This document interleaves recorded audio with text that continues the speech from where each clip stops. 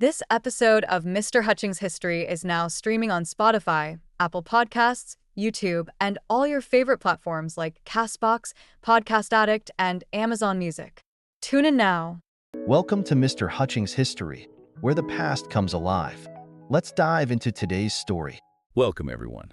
Ready to dive into a pretty pivotal moment in American history. Definitely. Always up for a good history deep dive. Today, we're going to be looking at how World War II completely reshaped things for women, especially in the U.S. workforce. Yeah, it's a fascinating period for sure. We're basing this deep dive on a history podcast episode called Rosie the Riveter, how WWII transformed women's economic roles in the U.S.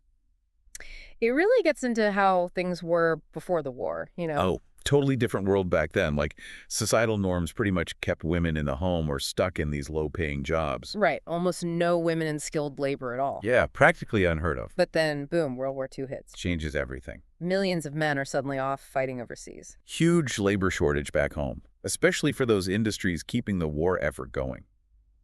It's wild to think that all of a sudden, industries that had basically barred women from skilled positions. For like, come on in, ladies. We need you. It's almost hard to imagine, right? Like the Ford Motor Company. With their long-standing rule of no women beyond secretarial work. Right. Suddenly opening their factory doors to women. Totally. And it wasn't just about filling empty spots either. Women became, absolutely essential to winning the war. No kidding. Think about Ford's Willow Run bomber plant, for example. At its peak, almost half the workforce building B-24 bombers, day and night, were women. That's, wow. Talk about proving yourself. They went above and beyond, showing they could handle it all. What kind of numbers are we talking about here? Like, for overall production? Oh, the numbers are mind-blowing. By the war's end, the U.S. was pumping out, wait for it, 85,000 planes a year. 85,000. Yeah, over 86,000 tanks. Get out of here. And hold on to your hats. 12.5 million rifles. No way, 12.5 million. It's crazy, right? That's more than... To put it into perspective, the U.S. was outproducing Germany, Italy, and Japan combined, like more than double their combined war supplies. And a huge chunk of that output. You're going to say women, right? You got it. American women powered that effort. That completely changes how we think about the war, for sure. But, okay, it wasn't just factories, right? Oh, absolutely. A whole shift. This wasn't just about assembly lines. Women were taking on jobs that were always seen as men's work. Yeah, like what? Crane operators, tool makers. Wow.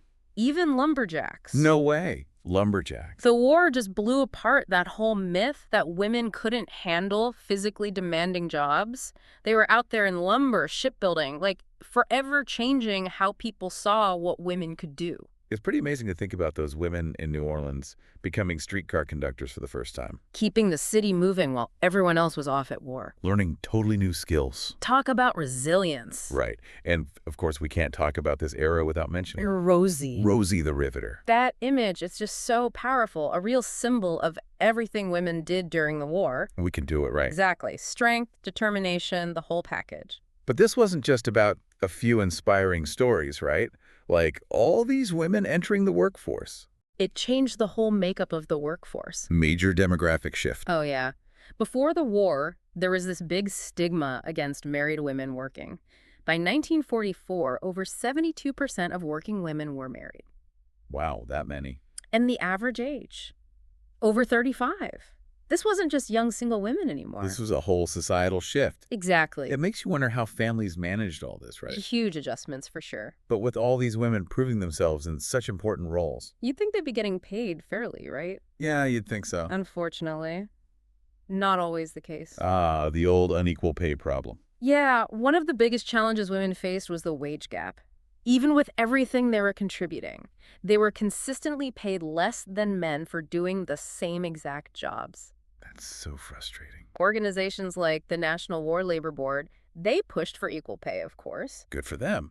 But, progress was slow. So disheartening, even in times like these. And historian Doris Weatherford makes a really good point about this wage gap. She says it had a lasting impact. Basically set the stage for all the battles for equal pay that came later. Makes you think, progress isn't always a straight line. Nope, not at all. Sometimes those inequalities, they just stick around even when everyone's supposed to be united. So we've got this complex picture, right? Yeah. Women surging into the workforce, breaking down barriers, proving themselves. But still facing these huge obstacles. And then, of course, there's their contribution to the military itself, a whole other story. Oh yeah, that deserves its own spotlight for sure. Before the war, The idea of women in the military was basically unheard of. but as they needed more people. The military had to adapt. So how did that play out? Were women mostly stuck in support roles? Well, in 1942, they created the Women's Army Corps, the WAC. This let women serve, but not in combat. More like clerical work, communications, logistics. Important stuff, though, keeping everything running smoothly. Absolutely crucial to the war effort. Were there any, more specialized roles for women? Oh, there were some groundbreaking programs for sure. Like you had the Women Airforce Service Pilots, the WASP. Yeah. Yeah, this program actually let women fly military aircraft, though not in combat missions. Wait, women were flying planes during World War II? They were ferrying planes from the factories to the bases, things like that. That's amazing. Over 1,000 women were part of the WASP program, proved they could handle those complex flying duties no problem. Incredible. Programs like that, they really paved the way for women to eventually be fully included in all branches of the military. Their courage, their determination during World War II, it helped break down barriers that had been in place for centuries. It's amazing to think about how their experiences would shape the future of the military. But I'm curious, about how historians view this whole period. There must be different interpretations of this era, right? Oh, absolutely. Historians don't always agree on what these events really meant, how significant they were. There are a few different schools of thought on how to look at the changes in women's roles during the war. That's fascinating. I'd love to hear about those different perspectives. For sure. Like, you've got the traditionalist view. They tend to see women's contributions during the war as this patriotic duty, a temporary thing to help the nation in a time of need. So not really a fundamental shift in gender roles, more about everyone coming together. Exactly. Then there's the feminist perspective. They argue that the war was a major turning point for women, not just in jobs, but in challenging those traditional ideas about what women could and couldn't do. That makes sense. It must have been such a catalyst for all the feminist movements that came later in the 60s and beyond. Right. I mean, women had all these new experiences, proving what they were capable of, pushing against societal expectations. It had to have a lasting impact. For sure. Huh. What about other views? Well, there's the revisionist school of thought. They take a more critical stance. They say that, yeah, women made a lot of progress, but once the men came home, a lot of those gains were lost. So they see the progress as more temporary then. Right, and they often highlight the pressures that pushed women back into traditional roles after the war. It's interesting to consider those contrasting viewpoints. Oh yeah, it's complex. And then you've got the Marxist perspective. Their focus is on the economic side of things. Okay, so how does that work? They argue that women joining the workforce was mostly driven by the needs of capitalism, not a genuine desire for gender equality. So basically, it was about exploiting a new labor pool to get those wartime products made, not about social justice. Exactly. And they point out how once the war was over, lots of women were basically pushed out of their jobs to make way for the men coming back. Wow, it's really fascinating how one historical period can be in so many different ways. Shows how complex it all was. For sure. And it reminds us that history isn't just about what happened, it's about how we understand and interpret those events today. So true. With the war ending, it's like a whole new chapter began. There was this desire to go back to normal, but you couldn't just erase what had happened during the war. Women had experienced something different. Right, that impact on women's lives and what they wanted for themselves, you couldn't just wipe that away. So did things go back to how they were before? Or did these wartime changes have a lasting effect? That's a great question, and it's something we're going to dive into when we come back. Sounds good. We'll be right back after a quick break. Welcome back. Before the break, we were talking about those complexities of the war's impact, right? Opportunities, setbacks. It's like this back and forth for women's roles in America. Yeah, I definitely felt like a push and pull between progress and, kind of a pull back to how things were before. Right. But here's the thing. You can't just erase what happened during the war. Those years, they had such a profound effect on how women saw themselves, their hopes for the future. It's like they'd gotten a taste of a different life. More independence, more responsibility. Exactly. More control over their own lives. And that taste, it stayed with them even for the women who were pushed back into those traditional roles. So are you saying that even though there were these setbacks after the war, The experience itself, it had changed something deeper. Oh, absolutely. Interesting. And we can't forget that the post-war period wasn't the same for every woman either. Race, class, where you lived, all of that played a part in shaping your reality. Of course, intersectionality always adds another layer to the story. Right, but I think it's safe to say that overall, the war had opened a door that just couldn't be closed again. That's a powerful image. Women had shown what they could do. They'd learned new things, experienced a level of economic independence. And are you going to say that this fueled these later movements for social change? You got it. It's like those seeds were planted during the war. Think about it. Millions of women had been in the workforce, proving they could handle jobs that people had always said were just for men.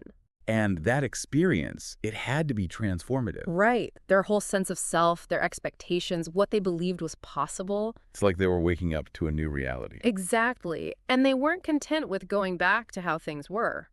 The war had broadened their horizons, given them new skills, that taste of economic independence, and don't forget the sense of camaraderie, of working together towards a common goal.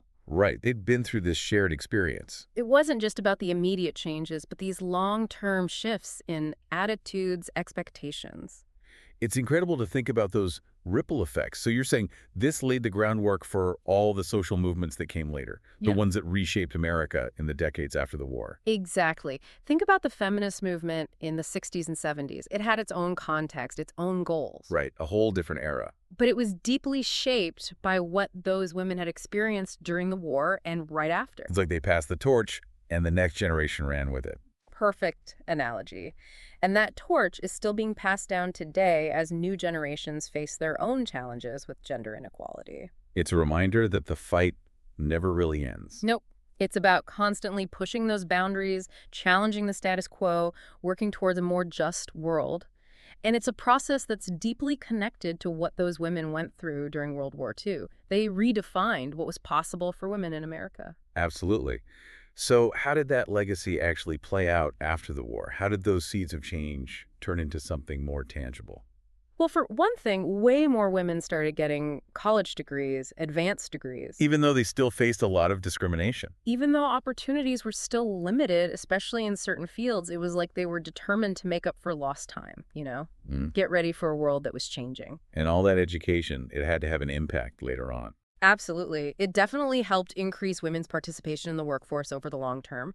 We also saw more women in public life, running for office, serving in government, getting involved in all sorts of social and political movements. They weren't just staying quiet anymore. They were speaking up, making their voices heard. Exactly. They were challenging this idea that women's perspectives didn't matter. So even as society was pushing them back into the home after the war, they were finding new ways to make their mark on the world. They weren't going to be silenced. And that activism, that growing visibility, it was all building up to the much bigger, more organized feminist movements of the 60s and 70s. Wow, it's all connected, isn't it? The wartime experiences, the struggles after the war, the growing awareness that things weren't fair. It all led to this powerful movement for change. And even though the later feminist movement had its own unique context and goals, like you said. It was built on the foundation laid by those women who lived through the war and all that came after. It's really inspiring, actually. So maybe the war wasn't this sudden leap forward for equality. But it was definitely a catalyst. It reminds us that social change. It's often slow, gradual. You take a step forward, then maybe a step back. But over time, those seemingly small steps, they can lead to big change. Exactly. And that's a powerful lesson to remember. All this talk about women's work and men's work, it just feels so arbitrary, like someone just made up these rules about what men and women were supposed to do. It does, doesn't it? And that's one of the big takeaways here. The war, it showed how fake those divisions really were. Totally blew them apart. Women proved they could do so much more than society had ever allowed them to do before. It's like the war forced everyone to see women's true capabilities.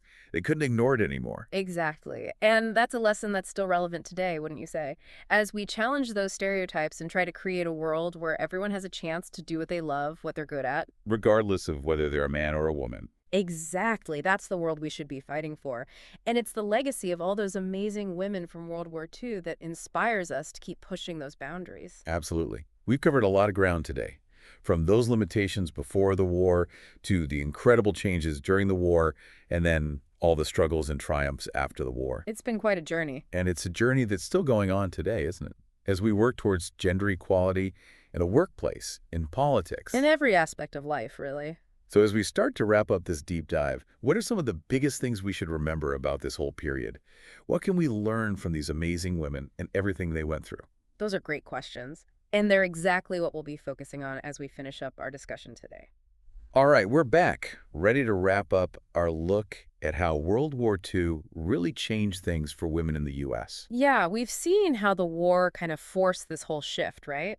Pushing women into new roles, challenging those old ideas about what women could do.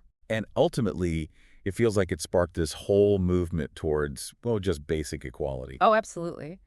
And while there were definitely some setbacks along the way, It's hard to deny how much it impacted women's lives, what they wanted, what they believed was possible for themselves. exactly. So as we think about this period and, what it means for us today, what are some of those key takeaways we should keep in mind? I think first and foremost, we got to acknowledge just how incredible these women were, their courage, their resilience.